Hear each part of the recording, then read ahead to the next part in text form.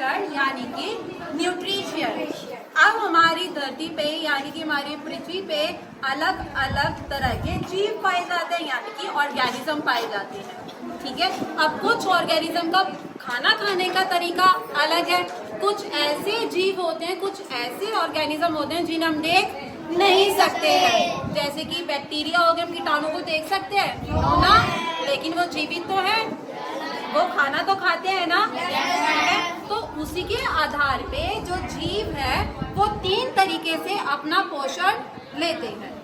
सबसे पहला आएगा सैप्रोफिटिक। अब बच्चे सैप्रोफिटिक पोषण वो जीव लेते हैं, वो ऑर्गेनिज्म लेते हैं कि जो डेड प्लांट्स और एनिमल से अपना भोजन लेते हैं, मतलब कि ये वो जीव होते हैं, वो ऑर्गेनिज्म होते हैं जो कि मरे हुए जानवरों से अपना भोजन लेते हैं, ठीक है।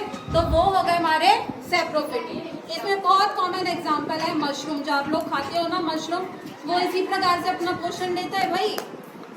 सेकेंड हम बात करते हैं पैरासिटिक। अब बच्चे पैरासिटिक कौन से होते हैं? अब पैरासिटिक बड़े दयालु होते हैं, ये कहते हैं कि भैया हमें मरे हुए से अपना भोजन नहीं लेना है, हम एक काम करते हैं, जो जीवित होते हैं ना, जो जीव होते हैं, लिविंग बींग्स जो होते हैं, मैं उन्हीं के सहारे से अपना काम कर लूंगा।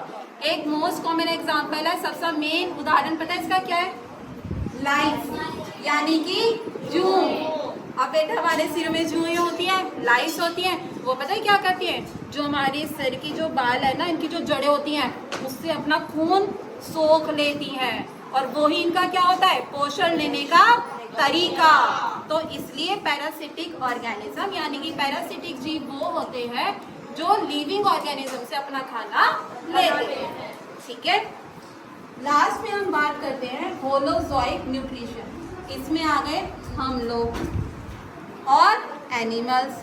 अब इसमें होता क्या है कि होलोजोइक न्यूट्रिशन में इसमें 5 स्टेप्स होते हैं, मतलब कि इसमें पूरे 5 चरण होते हैं कि जिनसे हम अपना भोजन से पोषण ले सकते हैं। उस 5 स्टेप में सबसे पहला आपका स्टेप आता है इंजेशन, जिसे हम हिंदी में बोलते हैं अंतःग्रहण। अगर बच्चे मैं इस टॉपिक को तोड़ूं, अंत का मतलब हो गया अंदर और ग्रहण हमने कर लिया, तो होता क्या है इंजेक्शन में? हमने भोजन खाया, वो हमारे माउथ के द्वारा अंदर आया, यानी कि हमारे मुख गुहा के द्वारा हमारे मुंह में आया, तो उस प्रक्रिया को हम कहेंगे इंजेक्शन, और हिंदी में हम कहेंगे अंतःग्रहण, कि खाना मुंह में लेना, उस प्रक्रिया को, उस प्रोसेस को हम बोलेंगे इंजेक्शन और हिंदी में बोलेंगे अंतःग्रहण।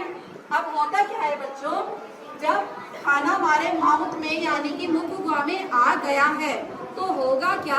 पहले हम उस खाने को अपने दांतों के द्वारा छोटे छोटे पार्ट्स में तोड़ेंगे। किस पार्ट्स में? छोटे छोटे पार्ट्स में तोड़ेंगे। और इसके लिए पता है किसकी मदद लेते हैं? इसके लिए मदद लेते हैं हमारे शरीर में बच्चों एक बहुत महत्वपूर्ण चीज है, पाया जाता है, जिसका नाम है एंजाइम। क्या नाम है? एंजाइम। एंजाइम का बड़ा ही सिंपल सा काम है भाई, वो ये कहता है कि मैं ना इस खाने की पचाने को मैं मदद करूंगा। जब तुम खाने को छोटे छोटे पार्ट्स में, छोटे छोटे पीस में तोड़ोगे ना अपने खाने को, तो उसमें मैं मदद करूंगा कि ताकि तुम्हारा खाना अच्छे से पच सके। लेकिन कौन हेल्प करेगा?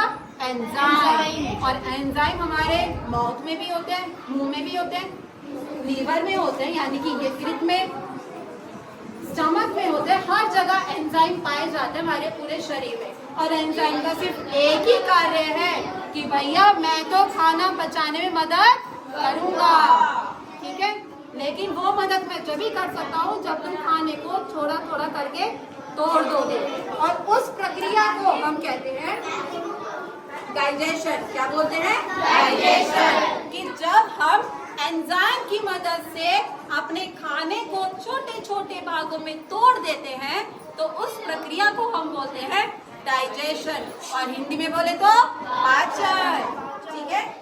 नेक्स्ट हम बात करते हैं एब्जॉर्प्शन यानी कि अवशोषण। अब होता क्या है बच्चों कि जो हमने खाना मुंह में ले लिया, अब वो ईसोफेगस के द्वारा यानी कि ग्रास नली के द्वारा हमारी छोटी आंत में यानी कि हमारे स्मॉल इंटेस्टाइन में पहुंच गया।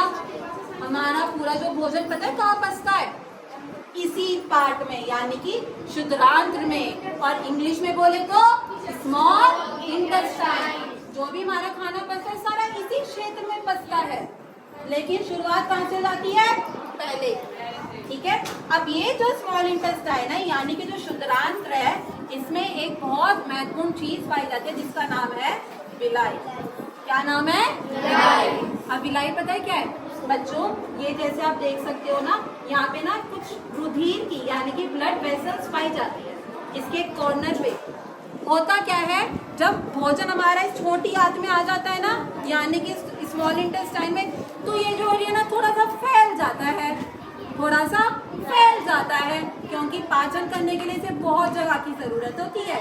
ठीक है, और वो फैल किसकी वजह से जाता है? विलाई की वजह से। विलाई होता क्या है? विलाई ये कहता है कि अब मैंने खाना पचा लिया, अब जो जिस कोशिका से, जिस सेल से हमारा शरीर बना है, उन सबको उस भोजन की जरूरत है, तो वो भोजन मैं पहुंचाऊंगा। कौन पहुंचाएगा? मैं मतलब विलाई। और विलाई जो है वो खून के द्वारा यानी कि रुधिर के द्वारा हर एक सेल तक, हर एक कोशिका तक भोजन पहुंचाता है। ठीक है, और उस भोजन पहुंचाने के बाद पता है क्या होता है? जैसे अभी हम सब लोग बैठे हैं, मैं खड़ी हूँ, तब पता है क्या होगा? हमारी कुछ सेल्स मर जाती हैं, जिनकी जगह नई सेल बनती है, नई कोशिका बनती है। ठीक है, और हमारे शरीर में एनर्जी कब बनेगी? जब हमारे शरीर की हर एक कोशिका को, हर एक सेल को वो भोजन मिल जाएगा। लेकिन उसमें मदद कौन कर रहा है? विलाई। कौन मदद कर रहा है? विलाई। अब उसका जो भोजन है वो चला गया हर एक कोशिका तक, इसी प्रक्रिया को हम कहेंगे एब्जॉर्प्शन। अब क्या होगा? जो हमारा खाना नहीं पच पाया है वो हमारी बॉडी से निकल जाएगा, हमारी बॉडी से निकल जाएगा, और उसी प्रक्रिया को हम कहते हैं इजेशन।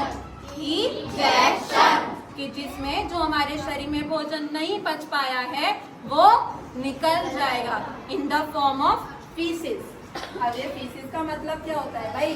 जो आप लोग सुबह फ्रेश होते हो ना तो उसे हम फीसिस बोलते हैं। तो इसकी फॉर्म में जो हमारा खाना नहीं पच पाया है ना तो वो निकल जाएगा।